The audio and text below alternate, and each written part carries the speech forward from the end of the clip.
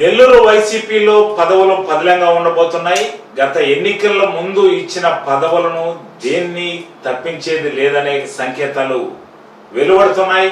ఇటీవల కాలంలో నెల్లూరు నగర అధ్యక్షుడు సన్నపరెడ్డి పెంచిరెడ్డిని మారుస్తారని, మరొక అధ్యక్షుడిని నియమిస్తారని వచ్చిన పుకార్లకు ఫుల్ స్టాప్ పడింది. కేవలం కొత్త వారికి కొత్త పదవులు ఇచ్చే అవకాశం ఉంది తప్ప పాత వారిని మార్చే ప్రసక్తే లేదని మాజీ మంత్రి కాకాని గోవర్ధన్ రెడ్డి స్పష్టం చేసినట్టు తెలుస్తుంది. దీంతో సన్నపరెడ్డి పెంచిరెడ్డి నెల్లూరు నగర వైసీపీ అధ్యక్ష పదవి పదిలమైనట్లు సమాచారం.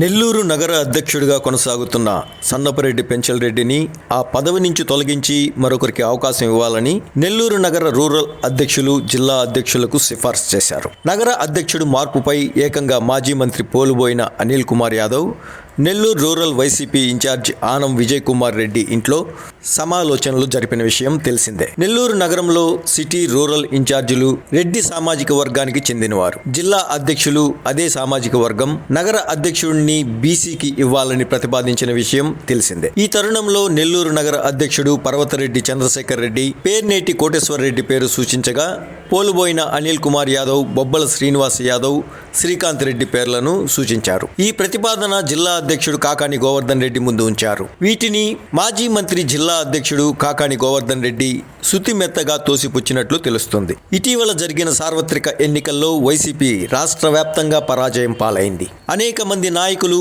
వైసీపీని వీడి టీడీపీలోకి వెళ్లిపోతున్నారు. పదవులు పొందిన నాయకులు కూడా అనేక మంది వెళ్లిపోయారు. ఇప్పట్లో పార్టీలో కొనసాగుతున్న వారికి పదవుల నుంచి తొలగించడం పార్టీకి మంచిది కాదని మాజీ మంత్రి కాకాని భావన. పార్టీలో పదవులు ఉండి కొనసాగుతున్న వారి పదవులను ఇప్పుడు తొలగించి మరొకరికి కట్టబెడితే పార్టీ మరింత వీక్ అవుతుందని కాకాని భావిస్తున్నట్లు సమాచారం. పదవులు పొంది పనిచేయలేకున్న వారికి మంచి నాయకులను చూసి మరొక పదవిని ఇస్తే సరిపోతుందని, దీనికోసం ఉన్న పదవులు తీయడం కరెక్ట్ కాదని ఆయన భావనగా తెలుస్తుంది. దీంతో ప్రస్తుతం వైసీపీ నగర అధ్యక్షుడిగా ఉన్న సన్నపరెడ్డి పెంచలరెడ్డి అధ్యక్ష పదవికి ఎలాంటి డోకా లేదని తెలుస్తుంది.